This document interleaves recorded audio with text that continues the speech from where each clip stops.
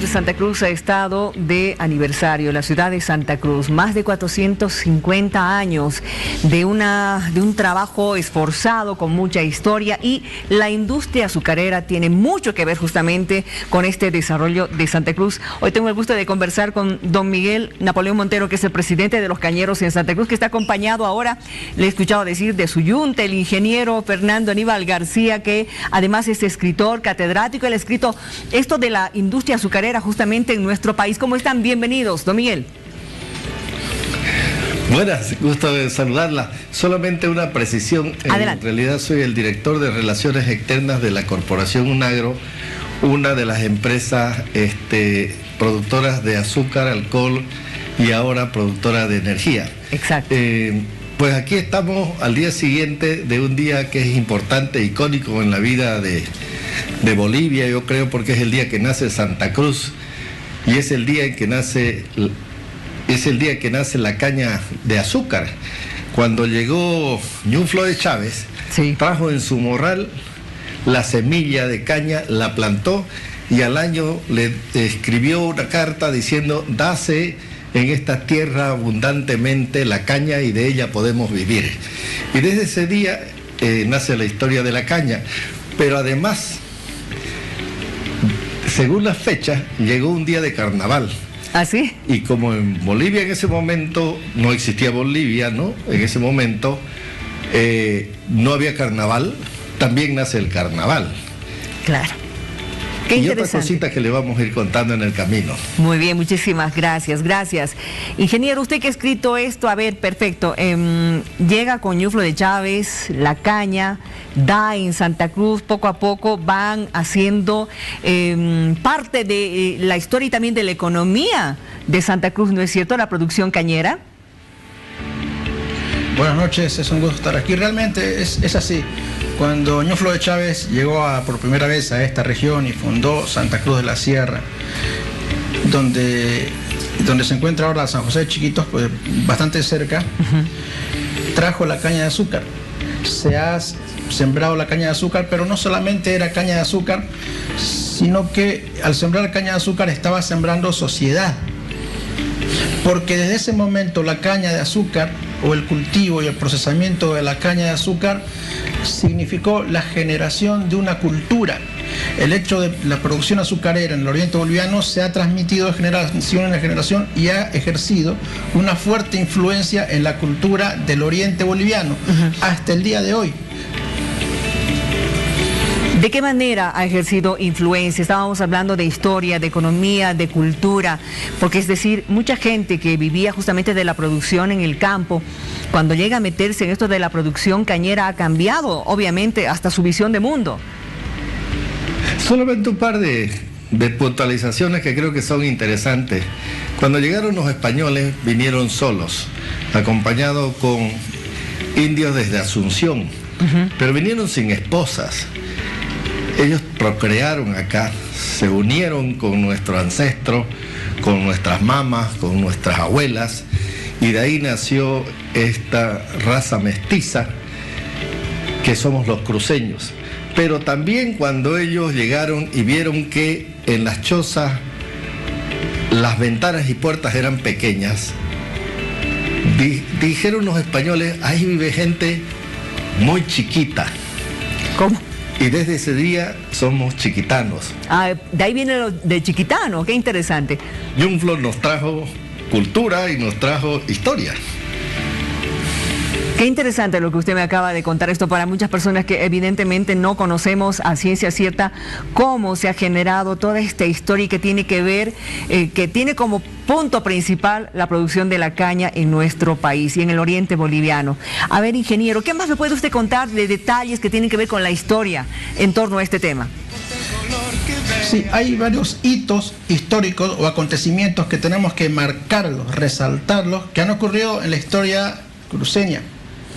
Por ejemplo, Santa Cruz se fundó el año 1561, ese dato es conocido por Ñuflo de Chávez. Sin embargo, el año 1568, cuando Ñuflo de Chávez muere, se produce la primera exportación de tecnología de los cruceños. De los cruceños. El año 1568 ya exportaron tecnología azucarera a Paraguay, y no era una tecnología cualquiera, era la tecnología de la época. ¿Cómo sucedió esto?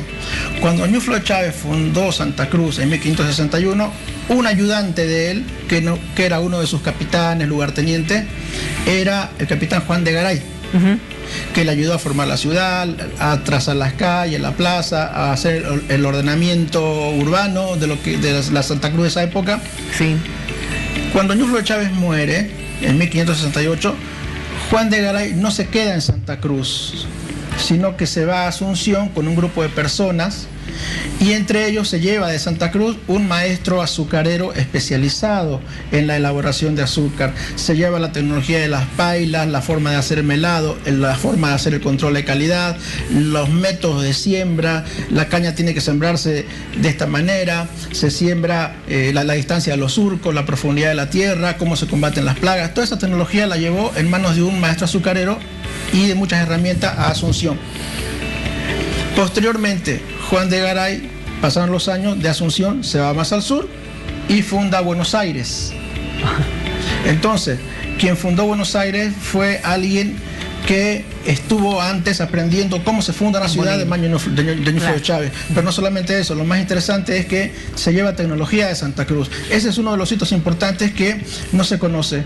En ese momento Santa Cruz era, digamos, podemos decirlo, una de las potencias azucareras del Río de la Plata. Exacto. En ese momento. Porque vendían... Otro dato. Para el año 1620, Santa Cruz ya era una región azucarera, producía azúcar en grandes cantidades, y su producción era destinada a los mercados de Potosí. Se llevaba hasta Potosí a lomo de mula, no había otra manera. ¿Por qué Potosí? Porque Potosí era la ciudad más rica del planeta. Era una urbe donde todos con quien querían relacionarse a través de los negocios, ¿no? Era la forma de traer dinero, capitales, y era la manera de progresar. Entonces era un mercado importante donde Santa Cruz podía exportar su azúcar. Se dice exportar porque salían fuera de la provincia de Mojos, donde gobernaba Ñuflo de Chávez, o la Santa Cruz de antes, ¿no?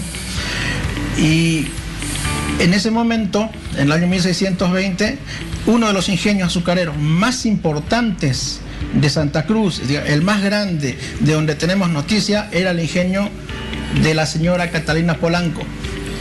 Era la señora que dirigía la producción azucarera del ingenio azucarero más importante de toda la región.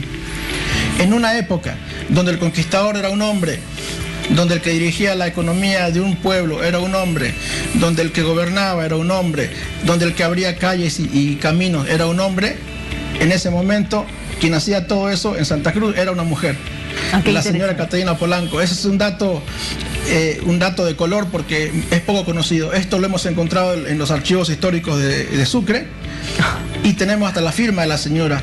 Y no solamente eso, la señora nos dejó, como era mujer, era tan ordenada que nos dejó una contabilidad, un inventario de todos los bienes que tenía. Se sabía cuánto se pagaba a los zafreros, sí, a los peones, cuánto gastaba en el arreglo de los carretones, cuánto se gastaba en la compra de caña, a cómo vendía su azúcar, y nos deja las planillas de pago que se hacían a los peones. De ahí tenemos el dato de que en ese momento en Santa Cruz no se utilizaban esclavos negros como lo hacían en Brasil, como lo hacían en Perú, como lo hacían en Cuba y como lo hacían en todas partes. Qué interesante. En Santa Cruz nunca han existido esclavos negros en la producción azucarera. Y eso se puede demostrar. No ha sido una ciudad esclavista, sino más bien la economía se manejaba de otra manera, a través de la mano de obra pagada. Al principio se trabajó con mano de obra indígena porque eran los indígenas de encomienda. Claro. Eso está claro. Cuando los indígenas de encomienda, a través de las ordenanzas de ese momento, ya no habían indígenas de encomienda, entonces empezaron a utilizarse mano de obra pagada, y ahí aparece la figura del camba, que era el peón que venía de lejos y se le paga 2 pesos por jornal para que empiece a cortar caña. Ese dato es importante porque es el primer registro que hay de la palabra camba. Porque se ponía como apellido cuando no se sabía. Identificarlo, sí, al trabajador decía camba del norte, camba del sur, camba de Porongo. Claro. ¿No? Entonces era una denominativo al hombre rural, al campesino. Yo siempre supe que Camba venía del guaraní de Cambá, que quiere decir amigo. Sí. Es probable que tenga una relación con ese término, pero en este registro ella escribe y dice el Camba del norte, el Camba del sur, el Camba del este, del oeste, para identificar el lugar de origen del trabajador.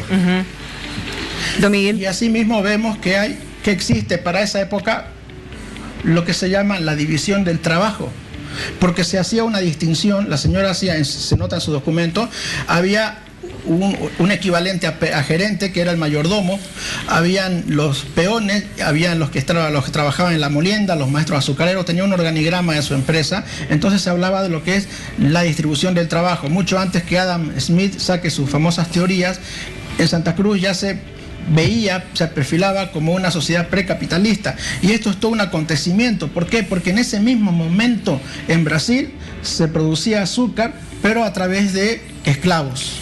Claro, que era otra algo forma. Absurdo pensar que en esa época se produzca azúcar sin esclavos. Sin embargo, los cruceños lo hacían. ¿Por qué razón? Porque Santa Cruz era una sociedad pobre y no podía comprar esclavos negros, no tenía los medios ni los recursos. Un esclavo negro en ese momento en el puerto de Buenos Aires por contrabando costaba 500 pesos de la época. Que era una fortuna, y 400 pesos era lo que recaudaba un ingenio azucarero cruceño en todo ese año, era una toda una zafra de 4 o 5 meses. Entonces ahora, no había manera, no se podía justificar la compra de un esclavo. Gracias, ingeniero, por todos estos datos. Realmente, qué cortito se nos ha quedado el tiempo, no sabía cuánto tiempo estamos de entrevista, pero me interesa saber ahora, ya concretamente, UNAGRO, sus proyecciones, lo que está haciendo, cuáles son los planes a corto y mediano plazo, por favor, don Miguel. Bueno, nosotros tenemos un poco más de 45 años de existencia. La crea un prohombre cruceño, un visionario, como fue don Roberto Barberí. Ve que a final de los años 60 iba a haber una escasez de azúcar y decide construir un ingenio, y a ese fin crea una metodología que hasta ahora persiste. Habiendo la gente que había venido de todas partes del país en el programa de gobierno del Plan Boján, él agrupa a estas personas en cooperativas, asociaciones, y los ayuda a cultivar caña. Y después, con ellos, 1.500 familias más o menos, construye el ingenio azucarero UNAGRO. Han pasado mucho tiempo. La primera zafra, el año 76, una molienda de 4.000 toneladas día, ahora son 24.000 toneladas las que se muelen. Hemos dejado de ser solamente una agroindustria para hacer azucarera, ahora somos una industria energética, producimos no solamente azúcar y alcohol, sino etanol y energía eléctrica. Y la proyección hacia el futuro es hasta donde dé nuestra imaginación y las necesidades del mercado. Y realmente la población se lo agradece mucho, les agradece mucho todo el esfuerzo que se hace. Además, este intento de seguir avanzando y de seguir creando industria y mejorar la economía, no solamente de la región, sino a nivel país. Don Miguel, le comprometo a que podamos conversar más adelante, en otra oportunidad, de todos estos planes y proyectos que tiene UNAGRO ya concretamente para que el país sepa lo que están haciendo. ¿Le parece? Me parece, está bien. Todos los ingenios hemos acordado inclusive para buscar de qué manera se conozca el aporte a la cultura, a la economía, a la nacionalidad de la producción azucarera, y estamos trabajando sobre el establecimiento de un parque temático sobre la caña qué interesante. Y la industria del azúcar. ¿Sí? Eso va a ser muy lindo. Eso va a ser muy lindo, porque eso además va a generar también una industria turística importante, ¿no es cierto? Especialmente en Santa Cruz. Gracias, don Miguel, por haber conversado con nosotros, y también a usted, ingeniero García. Gracias por esos datos históricos que nos han hecho retroceder tantos años para ver lo que han hecho. Gracias y buenas noches.